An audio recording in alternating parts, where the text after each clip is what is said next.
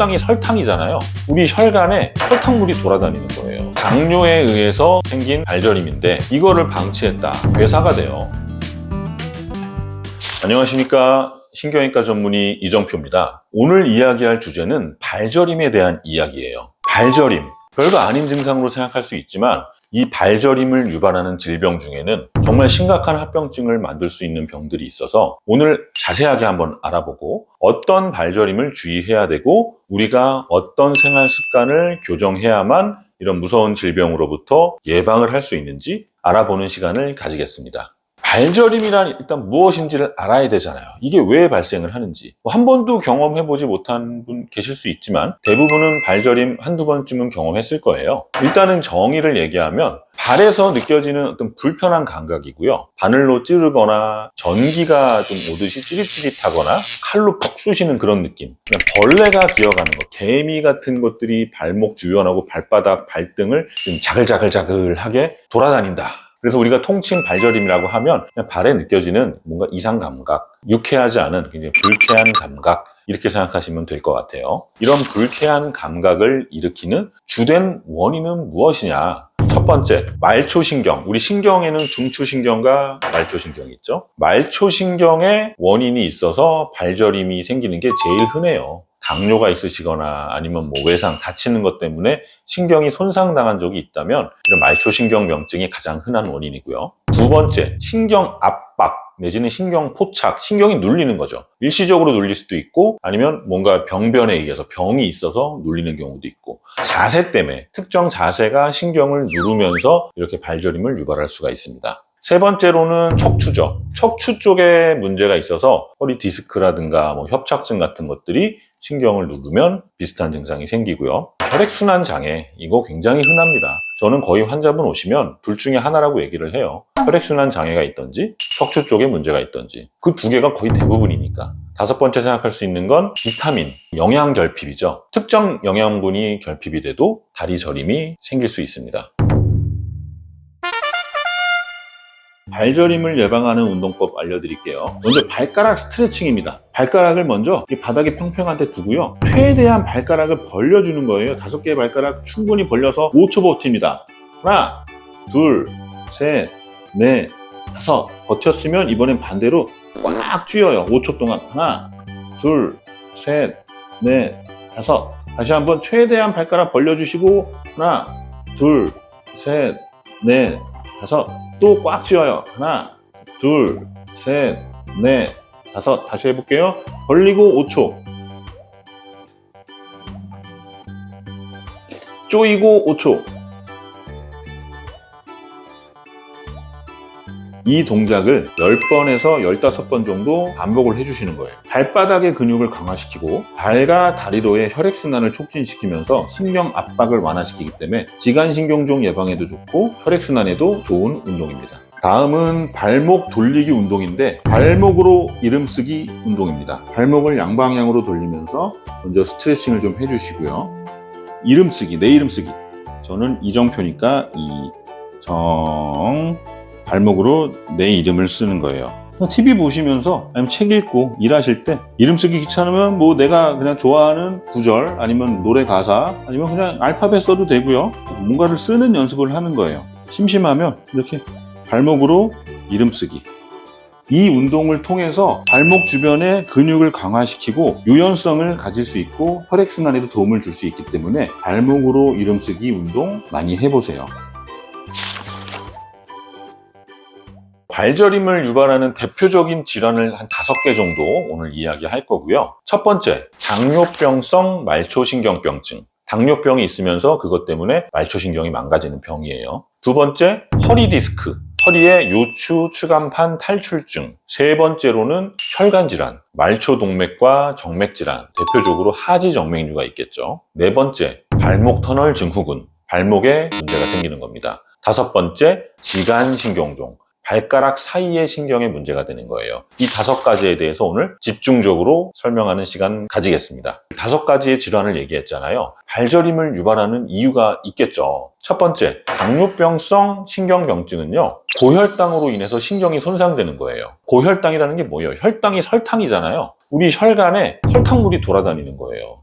달고나 같은 거 보셨죠? 얼마나 끈적끈적해요. 그 끈적거리는 설탕이 혈관을 통해서 몸속을 돌아다닙니다. 그럼 어떻게 되겠어요? 혈관을 막을 수가 있죠. 고혈당이 신경 주변에 산화 스트레스를 촉진을 하고 그게 신경세포에 손상을 줘요. 고혈당은 미토콘드리아의 기능을 떨어뜨리거든요. 그러면서 신경세포의 에너지 생산이 안 되는 거예요. 세 번째로는 과도한 포도당이 소르비톨로 전환되면서 세포 내에 삼투압 불균형을 초래하면서 손상을 일으켜요. 그림으로 그린 건데 척추 쪽에서 말초신경이 뻗어나와서 발까지 간단 말이에요. 근데 이 신경은 제가 환자분한테도 항상 얘기하는 건데 전선하고 똑같이 생겼어요. 우리 이 구리선을 감싸는 피복들이 있어요. 우리 세포도 똑같아요. 신경을 감싸는 피복을 이루는 세포들이 있는데 고혈당에 의해서 염증을 유발을 하고 산화 스트레스를 받고 마이크로바스큘라라는 건 미세 혈관이에요. 아주 작은 혈관들이 손상을 입고 이런 과정들을 거치면서 신경의 디제너레이션, 신경의 퇴행이 시작된다는 겁니다. 물론 여기에는 뭐 고지혈증도 있을 거고 이런 고혈당증 같은 것들이 이런 역할을 하면서 말초신경의 피복세포들을 망가뜨려요.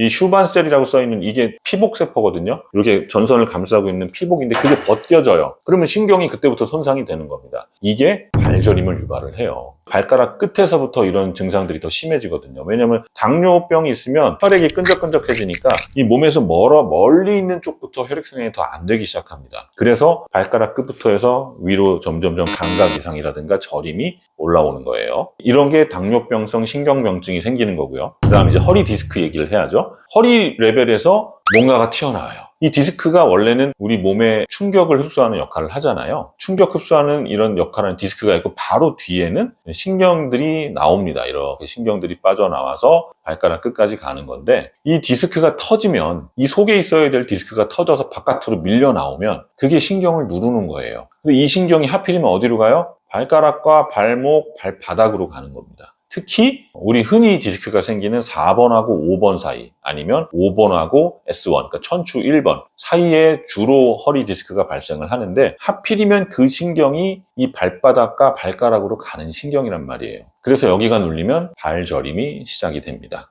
세 번째, 혈관 질환. 말초동맥 질환도 있을 수 있고 하지정맥류에 의해서 이런 질환들이 생길 수가 있는데 하지정맥류가 뭐예요? 올라가야 될 피가 잘 못 올라가고 다리 쪽에 쏠리면서 혈관이 부풀어서 올라서 튀어나오잖아요. 차라리 바깥으로 튀어나오면 좀 나은데 이 안쪽에서 부풀어 오르면서 신경을 눌러요. 신경 압박이 생기면서 발저림이 생기는 거예요. 그리고 정맥류에 의해서 판막 기능이 저하가 되면 올라가던 피가 올라가질 못하고 밑으로 떨어지잖아요. 그러면 다리 전체적으로 산소 공급이 안 돼요. 저산소증에 빠진다는 거예요. 신경 주변에 저산소증이 온다? 그거 저림 유발합니다. 저산소증이 오래될수록 염증이 잘 생기기 때문에 그게 신경 주변에 신경염을 일으켜서 저림을 유발을 하는 거예요. 이렇게 하지정맥류가 있게 되면 이거 자체가 신경을 자극을 하니까 주변이 막 따끔거리고 저리고 막 화끈거리고 발이 차가워지기도 해요. 냉증 있다고 오시는데 검사해보면 하지정맥류인 경우 되게 많습니다. 왜냐하면 정맥혈이 다리 쪽에 많아지게 되면 그만큼 동맥혈이 못 들어오는 그런 현상이 생기거든요. 그림 보시면 이렇게 혈관이 울퉁불퉁해지고 확장이 되고 그게 산소 공급을 저하시키면서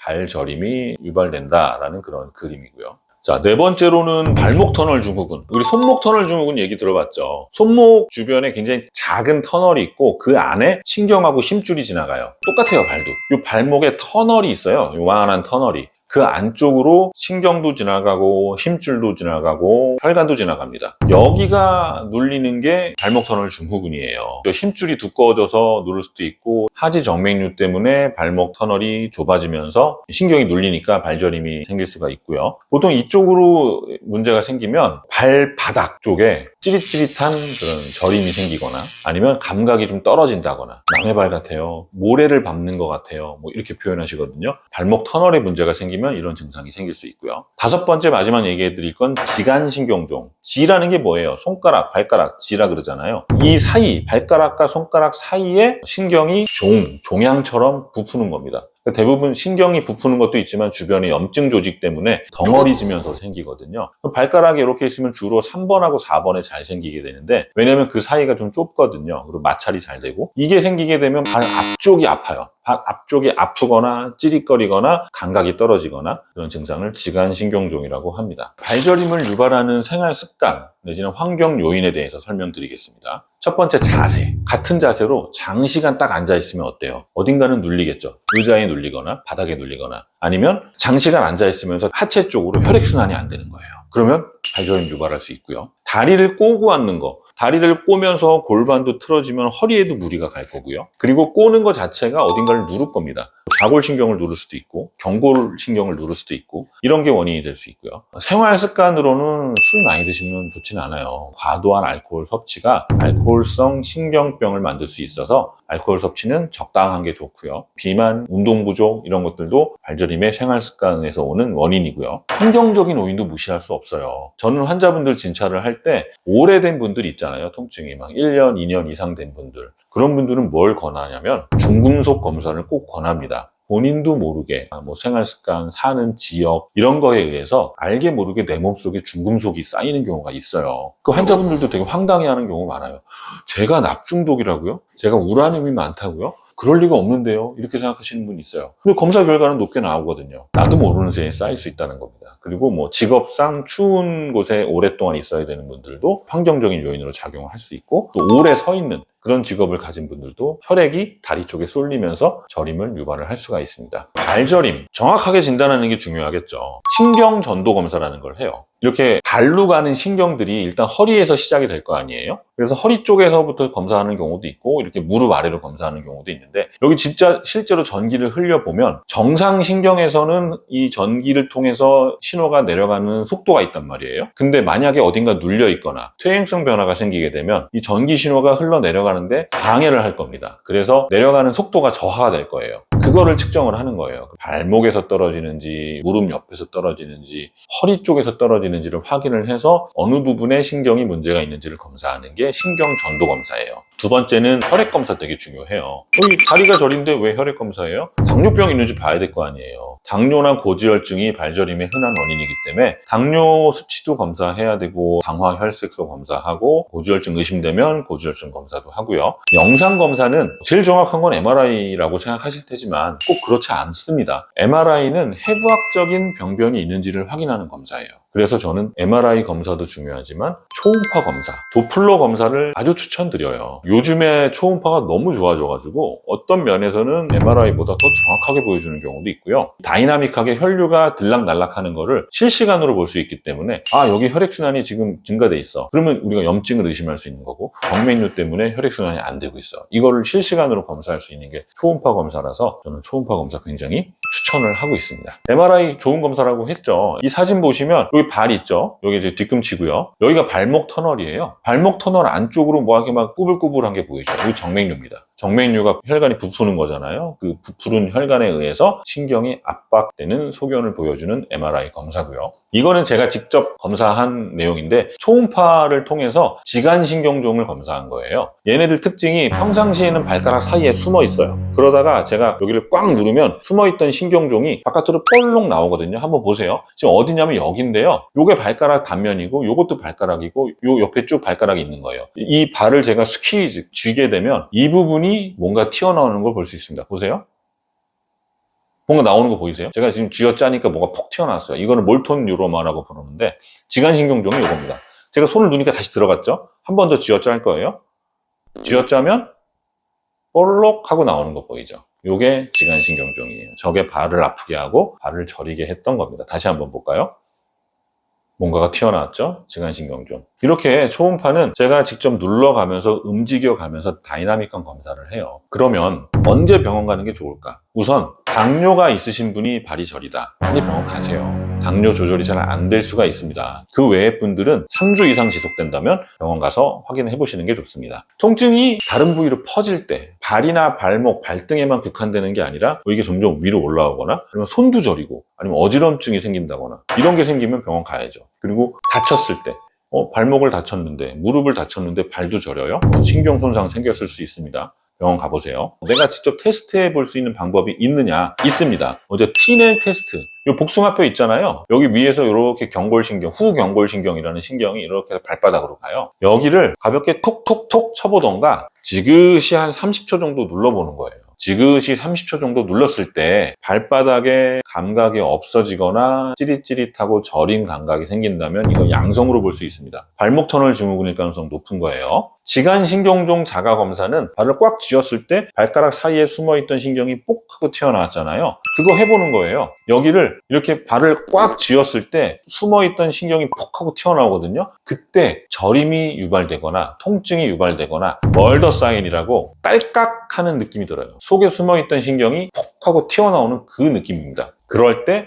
내가 지간신경종이 생겼구나 라고 생각하면 되시고 병원 가서 확진을 받으시면 됩니다. 이런 발저림을 완화하거나 치료하기 위해서 쓸 수 있는 방법 뭐가 있을까요? 먼저 규칙적인 운동 너무 중요합니다. 그리고 식단, 비타민 B가 풍부한 음식 드셔야겠죠. 금연하시고 절주하시고 스트레스 받지 않는 게 좋아요. 스트레스 때문에 자율신경계 쪽에 문제가 생기면 발 쪽으로 혈액순환이 안 되면서 발저림이 생길 수 있습니다. 평상시 집에서 관리할 수 있는 방법으로 발 마사지 해주시고 냉찜질, 온찜질 도움되고요. 한 자세 너무 오래 유지하지 마시고 자세 변경하는 거 좋습니다. 스트레칭도 해주시고 병원 가면 뭐 하냐면요.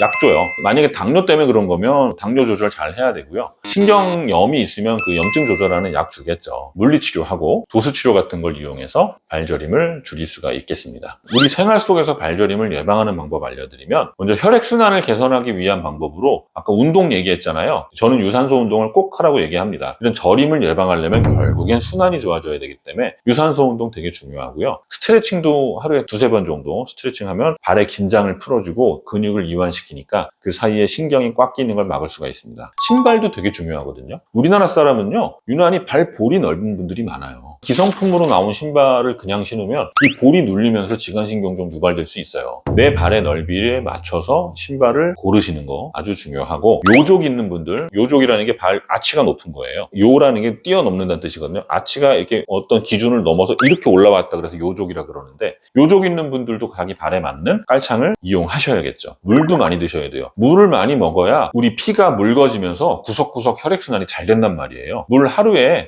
적어도 1.5리터에서 2리터 드시는 게 좋고, 내 몸무게에 맞는 수분 섭취 방법 제가 예전에 영상 찍은 거 있으니까 그거 한번 보면서 나에게 맞는 수분 섭취량 확인해 보세요. 압박 스타킹도 굉장히 도움이 됩니다. 그냥 오래 서 있는 직업 가지신 분들, 오래 앉아 있는 직업 가지신 분들은 꼭 정맥류가 없더라도 압박 스타킹 착용하시면 다리 쪽에 혈액순환 개선하는데 도움을 줄 수 있어서 착용하는 거 저는 권장을 드려요. 어떤 영양소를 먹어야만 발저림에 도움이 되는가? 비타민 B가 아주 중요한 역할을 합니다. 비타민 B 중에 B1, B6, B12 요 세 가지가 신경 건강에 되게 중요한 역할을 하거든요. 얘네들이 말초신경병을 예방하는 역할을 해요. 그러니까 비타민 B 복합제를 드시고, 우리나라 분 중에 50에서 60% 정도는 비타민 B를 대사하는 유전자가 없는 경우가 있습니다. 그러니까 병원에서 유전자 검사 꼭 해보세요. 비타민 B를 먹었을 때 얘를 대사할 수 있는 유전자가 있습니까? 유전자 검사하면 바로 나와요. 그럴 때는 그냥 비타민 B 드시면 안 되고 활성형 비타민 B를 드셔야 됩니다. 오메가3 중요하죠. 혈액순환에.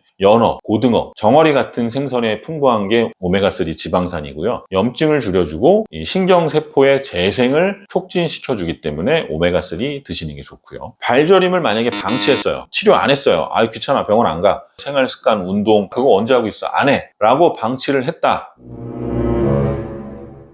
위험할 수 있습니다.